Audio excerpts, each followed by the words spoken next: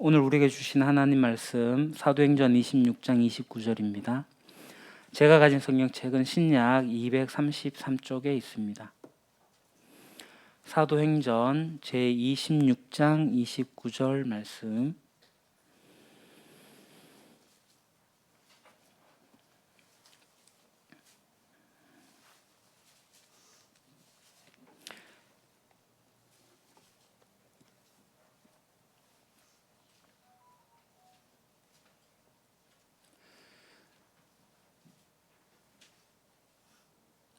사도행전 26장 29절 말씀입니다.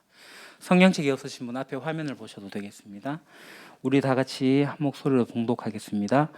바울이 이르되 말이 적으나 많으나 당신뿐만 아니라 오늘 내 말을 듣는 모든 사람도 다 이렇게 결박된 것 외에는 나와 같이 되기를 하나님께 원하나이다 하니라. 아멘. 혹시 이분이 누군지 아십니까? 자기 자신을 농부라고 소개했던 대통령이 있습니다.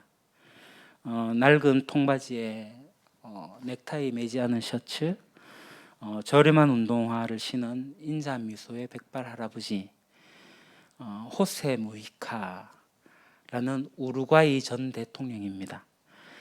누구보다 소박한 삶을 살았지만 약자 편에 서서 파격적인 행보를 걸었던 사람이죠. 그리고 우루과이 국민들의 존경과 사랑을 한 몸에 받은 말 그대로 농부 대통령입니다. 실제로 취임 당시 그가 가진 재산이라고는 흐름한 농가 한 채, 낡은 자동차 한 대, 농기구 몇 대가 전부였습니다.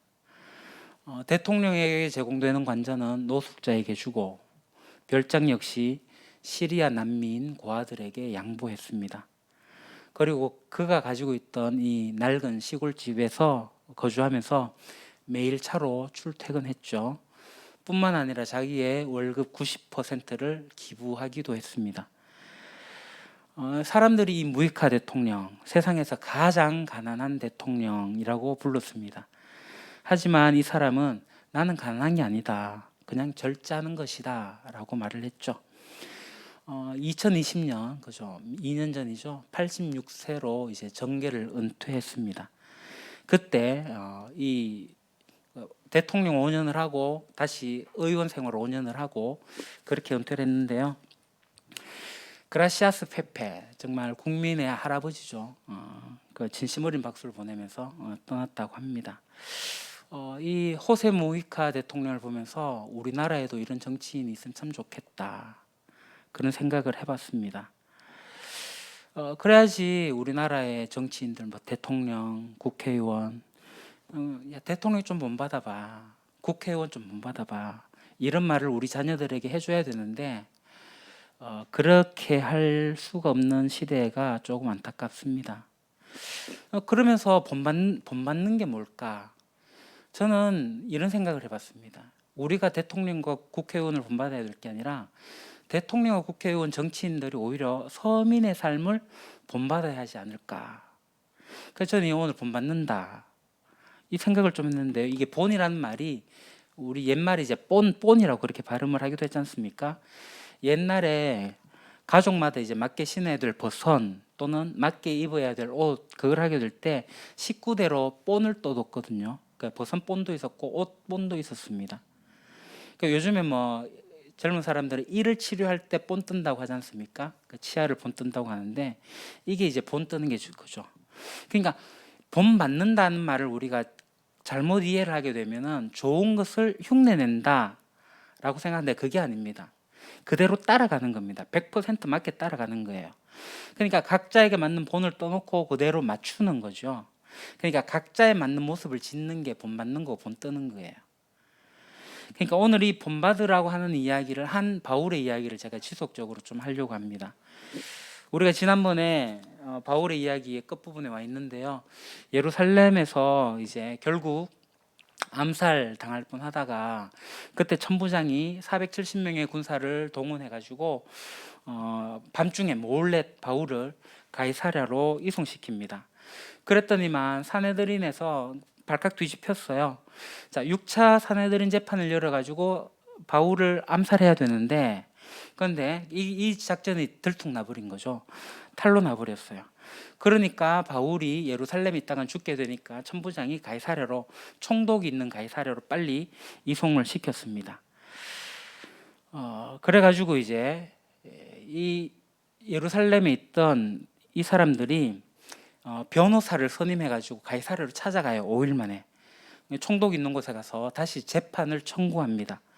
자, 보통 사람들은 이렇게 공권력과 어떤 재판 같은 것을 두려워하는데 사내들인 공회원들은 이 재판정이 그들의 놀이터나 다름이 없었어요. 자기 마음대로 좌지우지할 수 있다고 생각을 했던 것 같아요. 그러니까 자기들의 주특기를 마음껏 발휘하면서 재판을 이용해서 그들만이 만드는 세상을 만들어 갔던 것 같습니다. 과거에도 그들은 예수님을 빌라도 총독 재판에 넘겨가지고 예수님을 십자가에서 죽게 만들었잖아요. 근데 이번에는 총독이 벨릭스인데 벨릭스 총독 재판으로 해가지고 사도 바울을 죽이겠다라는 거예요. 그래서 벨릭스는 이 사내들인 공회원들이 와가지고 재판을 청구하니까 어떡합니까? 열어야죠. 그래서 총독 재판이 열리게 됩니다.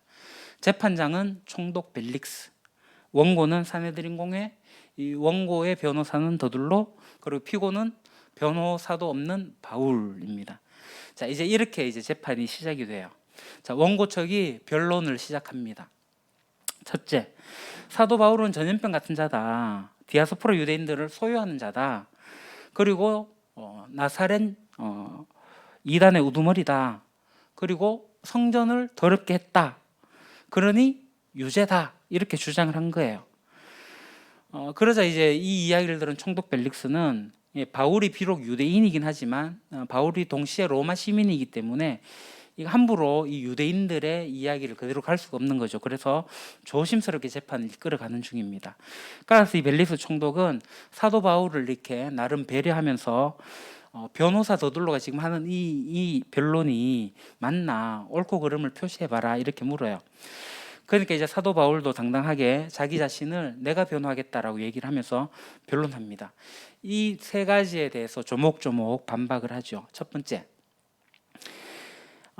유대인을 소유하게 만든 자라는 변명이에요.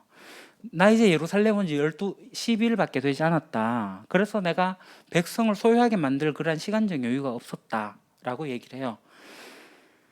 그리고 내가 이걸 소동하게 만들었는데 그것을 본 목격자나 증거도 전혀 없다라고 얘기를 합니다. 그러니까 이것은 거짓이다. 자, 그러면서 둘째, 나사렛 이단의 우두머리에 대한 겁니다.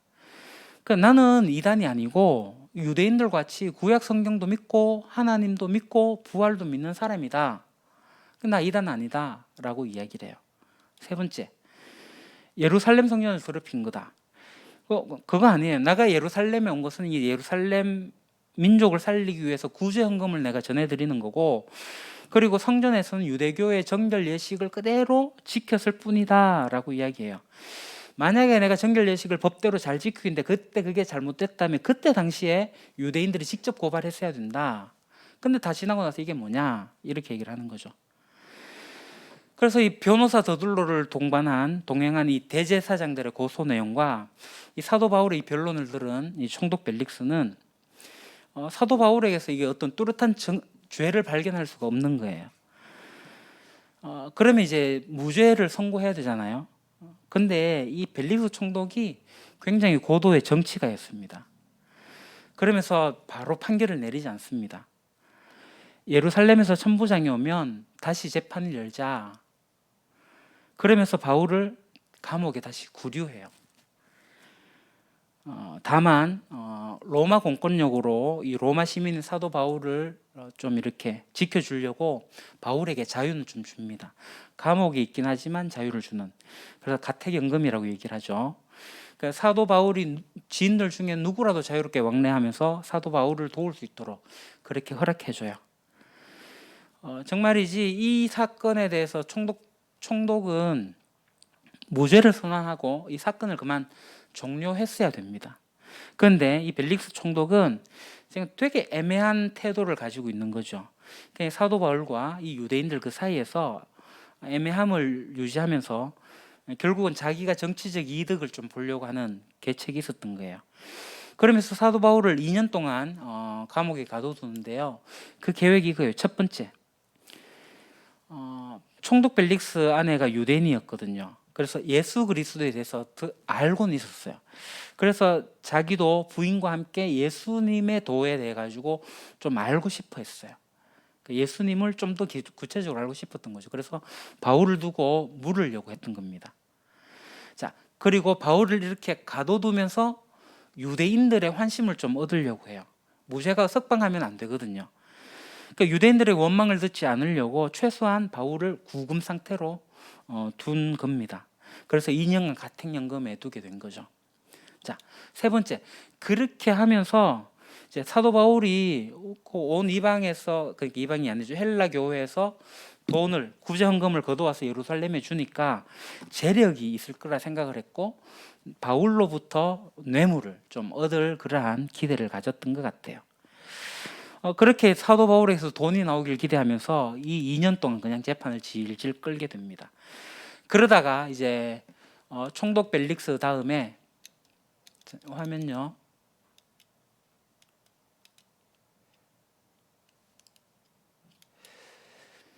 예, 벨릭스 총독이 있다가 임기를 마치고 가고 베스도 총독이 새롭게 부임하게 됩니다. 자, 벨릭스 총독이 이제 가면서 사내들인 공회를 지지하는 이 유대인들에게 주는 선물이 뭐냐면은 바울을 다시 감옥에 가두는 거였어요. 바울을 다시 2년 만에 감옥에 가두고 가이사르로 떠나버립니다. 로마로 떠나버립니다. 자, 그 뒤로 이제 후임으로 오게 된 게 베스도 총독인데요. 이 베스도 총독이 이제 가이사랴에 부임한 지 3일 만에 현장 답사차 예루살렘으로 방문하게 돼요. 그러니까 예루살렘에 가게 되니까 이를 기회로 삼아서 다시 사내들인 공회원들이 모여가지고 이 베스도 총독에게 그 사도 바울을 죽여야 된다가 이제 고소하면서 죽일 음모를 또다시 꾸미는 거예요. 사내들인 공회가 이 베스도 총독에게 예루살렘에 와서 6차 사내들인 공회 재판을 열게 해달라 이렇게 요청을 해요. 그런데 이 베스도 총독이 그 낌새를 알아챈 것 같아요. 지금 이건 아닌 것 같다는 생각을 했던 것 같아요. 왜냐하면 이 사내들인 공회 재판을 열기 위해 가지고 가이사랴에서 예루살렘에 오는 중에 암살단들이 죽일 계획을 알게 된 거였거든요. 그러니까 2년 전에 암살을 했던 그 계획이 지금 2년이 지나도 여전히 암살하려고 했던 계획이 진행 중에 있었던 겁니다. 그래서 베스도 총독이 허락하지 않습니다. 그냥 가이사랴에서 계속 총독 재판으로 열겠다라고 하죠. 그래서 사도 바울은 또다시 이곳에서 총독 베스도 재판을 열게 됩니다. 사내들인 공회가 역시 입증할 잘못을 이야기할 증거를 대지를 못해요. 그러자 이에 이제 사도 바울이 또 항변하죠. 사도 바울의 이 죄가 입증되지 않으니까 이 갓 부임한 베스도 총독은 지금 사내들인 공회와도 껄끄러운 관계를 유지하면 안 되고 이 바울과도 어떤 관계도 해야 되고 이게 되게 난처한 상황에 놓인 거예요. 그래서 바울에게 이렇게 묻습니다. 당신 저 예루살렘에 가서 6차 공회 재판 받을래? 물어요. 내가 그 재판 잘 열릴 수 있도록 잘 될 수 있도록 당신 죄가 없는 것 같으니까 잘 해결되도록 내가 다리 놔줄게 이런 식으로 하는 거예요. 근데 사도 바울이 나 거기 재판에 안 가요. 나는 오히려 로마에 가서 로마 황제 재판을 요청합니다. 이제 상고심 뭐 이런 개념이에요. 황제 재판을 청구합니다. 자, 이 베스도의 총독 판결 그것은 이 유대인들의 어떤 것보다 이 사도 바울의 요구가 더 중요하기 때문에 결국 로마로 가게 됩니다. 로마 제1시민인 황제 재판을 받기 위해서 가이사랴를 떠나가지고 이제 가게 돼요. 그러니까 이제 바울은 어떤 법리적인 것들 다 가지고 얘기를 해도 바울을 이길 수 없는 상황이 된 거죠, 유대인들이. 그렇게 있는데 이제 예루살렘의 왕 아그리빠 왕이 이제 동생 버니게와 함께 가이사랴 베스도 총독의 인사로 찾아옵니다. 총독 관저를 방문해요. 자, 헤롯 왕가의 아그리빠 왕인데 유대를 직접 통치하는 왕은 아니었습니다. 그러나 로마 황제에 의해 가지고 공식적으로 왕이 된 사람이고요. 그래서 예루살렘 성전의 대제사장을 임명할 수 있는 권한도 있고요. 파면할 수 있는 권한도 있고요. 그리고 성전 창고와 제사장의 예복 이런 것들을 관리할 수 있는 그런 책임을 가지고 있었습니다. 여하튼 이렇게 아그리빠 왕이 베수도 총독을 찾아왔어요. 그러니까 여러 날을 보내면서 베수도 총독과 교제를 하면서 이런저런 많은 대화를 나누게 됩니다. 그 가운데 예루살렘에 있었던 일들과 또 가이사랴에 앞서 있었던 벨릭스 총독 재판에 대한 이야기도 하게 되고, 지금 이 이야기도 하면서 베수도 총독이 아그리빠 왕에게 자문을 구해요. 그러니까 지금 자문을 구하는 이유는 자기도 좀 어떻게 할 수 없는 상황이다라는 걸 인식한 거죠. 바울에게서 죄를 발견할 수가 없기 때문에 그래요. 자, 사내들인 공회가 바울을 고소하긴 했지만 그거는 그냥 종교적인 문제일 뿐인 거거든요. 그래서 유대인의 종교 문제는 사내들인 공회가 해야 되긴 하지만 그게 이미 사내들인 공회 재판이 안 되고 총독 재판을 넘어왔고 그 가이사르 총독 재판을 하게 되었고 결국은 로마 황제 재판으로 넘어간 이 상황에 이게 바울의 죄가 입증되지 않았는데 로마로 보낼 때 이 사람의 죄가 뭐다라고 이야기가 보낼 수 있는 그 근거가 없는 거예요. 그러니까 황제 재판 청구해 놨지만 어떤 기소 내용이 있어야 될 거 아닙니까? 그러니까 이게 베수도 총독이 난처한 상황인 거예요. 그래서 아그리빠 왕에게 이렇게 묻습니다. 사도 바울의 죄가 뭐냐? 내가 고소장을 제출해야 되는데 고소할 제목이 마땅히 없다 이거예요. 더 나아가서 정말 황제 재판 청구 명목으로라도 사도 바울을 가이사랴에서 이게 내보내야지 이 바울을 또 목숨을 지킬 수 있다는 것도 알거든요. 그래서 이게 지금 되게 난처한 상황에서 아그리빠 왕과 이제 대화를 한 거죠. 자, 이렇게 베소도 총독의 이야기를 듣고 나서 아그리빠 왕이 그럼 나도 사도 바울을 한번 만나보자 라고 해서 이제 베소도 총독이 그 다음 날 사도 바울과 이렇게 함께 만나게 합니다. 아그리빠 왕도 있고 버니게도 있고 그들의 걸맞는 예우를 받으면서 가이사랴의 유지들 또 다 함께 모여가지고 천부장들도 함께 와가지고 사도 바울들을 접견하게 됩니다. 자, 베수도 총독이 있는 곳에 이제 아그리빠 왕과 또 천부장들과 동네 유지들과 이런 사람들이 다 있는 곳에서 베수도 총독이 이제 사도 바울을 소개합니다. 그리고 사도 바울이 이제 아그리빠 왕의 이 접견 자리에서 허락을 받고 자기 자신을 이야기해요. 자, 마지막 변론의 기회라고 생각하시면 됩니다. 이렇게 변론합니다. 첫째, 사도 바울은 자신이 과거의 모습, 즉 자신이 유대교의 유대인이었을 때의 모습을 설명을 합니다.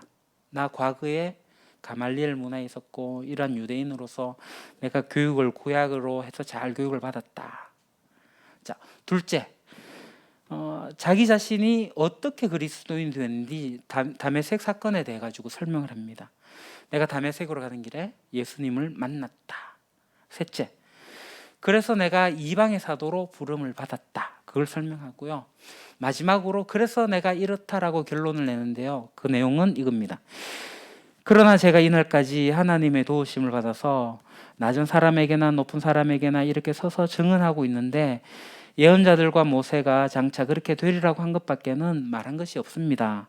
그러니까 구약이 응하게 됐다는 것밖에 없다는 거죠. 그것은 곧 그리스도는 고난을 당하셔야 한다는 것과 그가 죽은 사람 가운데서 가장 먼저 부활하신 분이 되셔서 이스라엘 백성과 이방 사람들에게 빛을 선포하시라는 것이었습니다. 사도 바울은 자기 자신이 이 디아스포라 유대인들 그리고 이방인들에게 복음을 전했다는 이유로 유대교 유대인으로부터 핍박을 받았음을 이야기합니다. 그러면서 바울은 이 변론의 기회에서 예수님의 십자가를 이야기하고 예수님의 부활을 이야기한 거예요.